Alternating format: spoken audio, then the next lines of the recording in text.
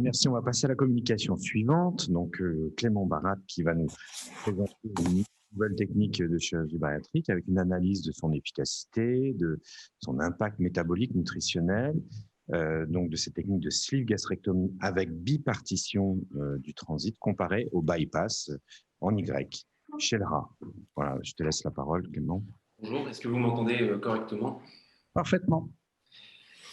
Bonjour, je m'appelle Clément Barat, je suis interne de chirurgie digestive à la PHP. Je remercie l'Académie de chirurgie de donner l'opportunité de présenter ce travail qui a fait l'objet d'une année de recherche en Master 2, réalisée à l'INSERM sous la direction de Maud Legal et Thierry Promotion, et qui s'intéresse à la sleeve gastrectomie avec bipartition du transit, comparée au bypass roux en Y chez le rat obèse, et plus particulièrement ses effets à long terme. Alors, pourquoi cette recherche? Parce qu'en chirurgie bariatrique, l'intervention de référence, le gold standard, est toujours le bypass roux en Y, malgré quelques limites persistantes, notamment 20% d'échec pondéral chez les patients qui ont des IMC extrêmes, des carences martiales et vitaminiques, des troubles fonctionnels avec notamment le dumping syndrome, et c'est une intervention qui peut présenter des difficultés techniques pour les pathologies biliaires, par exemple, qu'elles soient lithiasiques ou tumorales. Alors, qu'est-ce que c'est que la bipartition du transit si on la compare au bypass roux en Y? C'est d'abord une sleeve gastrectomie plutôt classique avec un montage en Y qui comprend une anse commune de 130 cm et une anse alimentaire de 120 cm avec un transit, donc la nourriture qui est vraiment bipartitionnée, qui passe à la fois à travers le pylore dans le duodénum et à la fois dans l'anse alimentaire qui est montée. La littérature à ce sujet, elle est assez pauvre. Elle commence en 2012 avec Sergio Santoro, qui est un chirurgien brésilien, qui l'a décrit pour la première fois dans un article qui est paru dans Annals of Surgery. C'était un essai rétrospectif non comparatif. Et par la suite, la littérature reste assez pauvre, avec des essais qui sont prospectifs randomisés, soit contre le traitement médical, soit rétrospectifs, soit qui étudient les effets à court terme. Donc, il y a un véritable besoin d'étudier les effets à long terme de cette chirurgie, et notamment avec le PHRC national BIPASS, porté par l'équipe de Lille, dont l'inclusion a débuté il y a quelques semaines et qui va s'intéresser aux résultats à 2 ans, donc plutôt à moyen terme. Cette étude avait 2 objectifs. Le premier, c'est d'établir un modèle animal murin, fiable et reproductible de sleeve gastrectomie avec répartition du transit. Et le deuxième, c'était de déterminer les effets métaboliques et nutritionnels au long terme de la bipartition. Ça passait par une analyse morphométrique, c'est-à-dire le recueil du poids, de la morbidité, de la prise alimentaire, des analyses métaboliques avec le recueil des paramètres biologiques les plus utilisés en pratique clinique courante, ainsi que le dosage par des tests ELISA, des entérohormones et des hormones pancréatiques, une évaluation de la malabsorption en coprocalorimétrie et une analyse comparative des modifications histologiques sur des tissus qui sont prélevés après le sacrifice des animaux. Pour ce faire, 100 rats ont été rendus obèses par 6 semaines de régime riche en graisse. Le rat, c'est un modèle assez pratique puisqu'il permet d'étudier les effets à long terme, puisque 11 jours de la vie d'un rat, c'est 1 an de la vie d'un homme. Donc 94 animaux ont été opérés, randomisés en 3 groupes.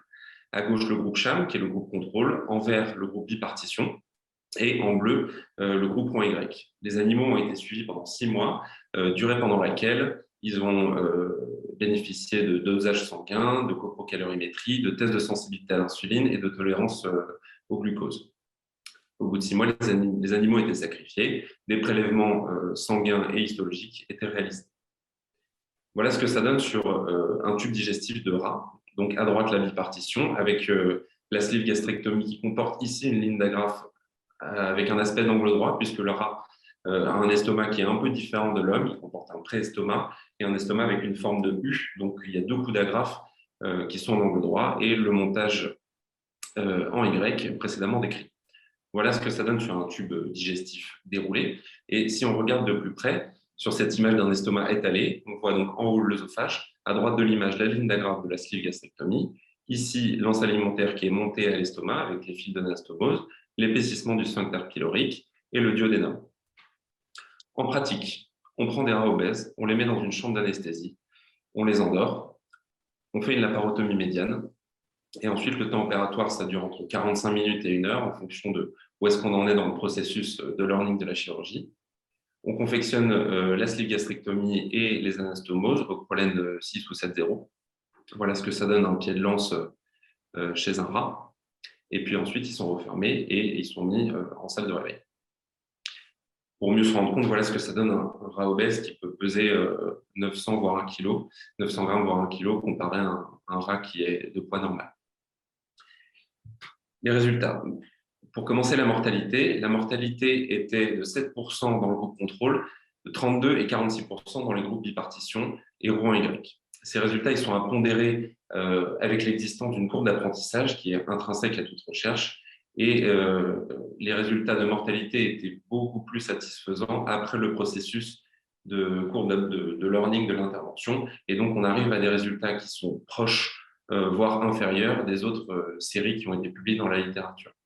La majorité des décès survenaient dans les 10 jours post-opératoires. C'était notamment des complications respiratoires et des fistules de l'anastomose gastro-jejunale.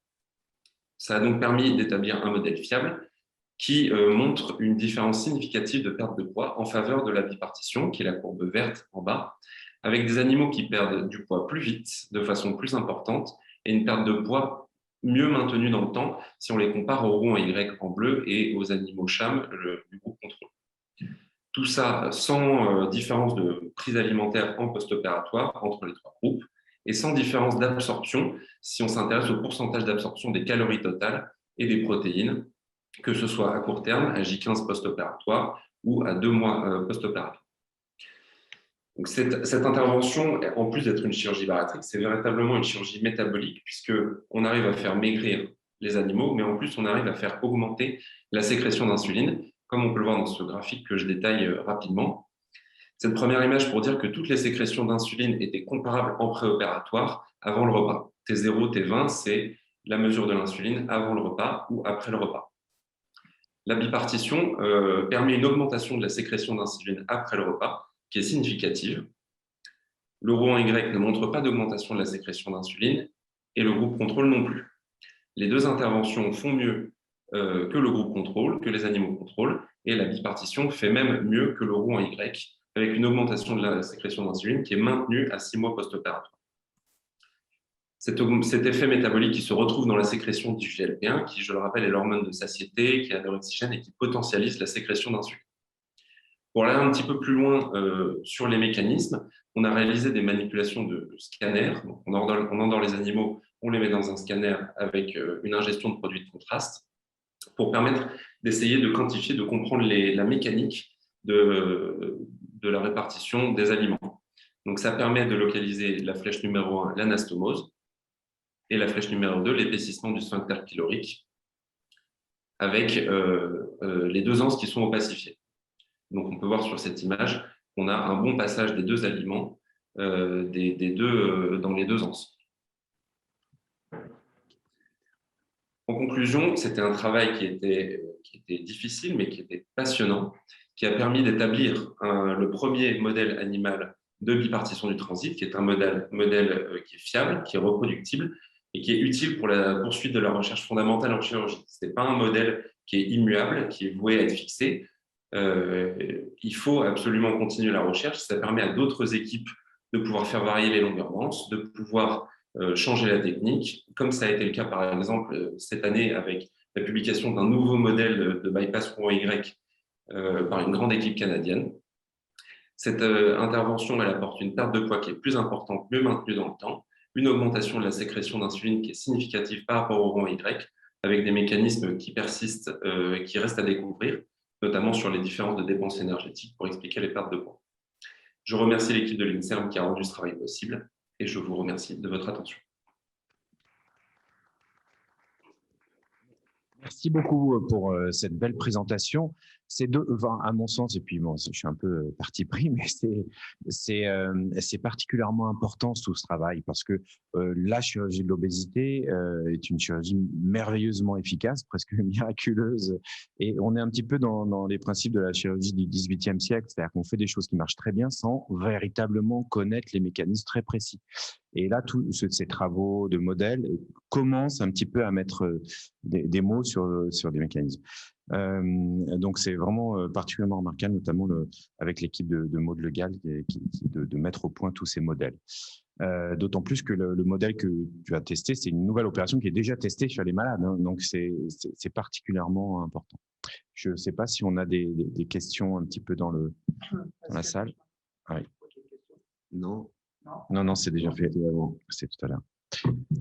Simplement, moi, je me pose la question. Excuse-moi, je voulais te poser la question. Est-ce que tu as évalué le pourcentage de passage? Parce qu'il y a de très belles images là sur la bipartition. Et on voit que ça passe dans les deux anses, mais on a l'impression que ça passe moins dans une anse. Est-ce qu'il y a une évaluation du pourcentage de passage dans l'anse naturelle, entre guillemets, dans le duodénum et dans l'anse alimentaire? L'évaluation, là, elle est vraiment visuelle, à l'œil nu. Ce qu'il faudrait faire pour la suite, c'est de faire ingérer aux animaux des radioisotopes marqués, des questions qu'on sait poser, et c'est difficilement réalisable chez le rat, puisqu'on est obligé de l'endormir. L'animal n'a pas les mêmes mécanismes anti-reflux que chez l'homme. Il est quadrupède, donc il a un estomac qui est naturellement pas le même que le nôtre. En plus, on l'injecte sous pression. Il ne va pas manger la quantité de produits suffisante pour avoir une image de qualité. Et les mécanismes de pression intragastrique ne sont pas les mêmes. Donc, ces images, elles sont très importantes pour la suite. Et il y a un protocole qui va débuter avec l'ingestion de radioisotopes marqués. Mais pour l'instant, elles ne sont pas quantitatives sur le pourcentage de passage entre les deux aliments, même si on a quand même l'impression que ça passe mieux dans l'anse alimentaire parce qu'il n'y a pas cette tonicité du sphincter pylorique. Très bien. Merci beaucoup.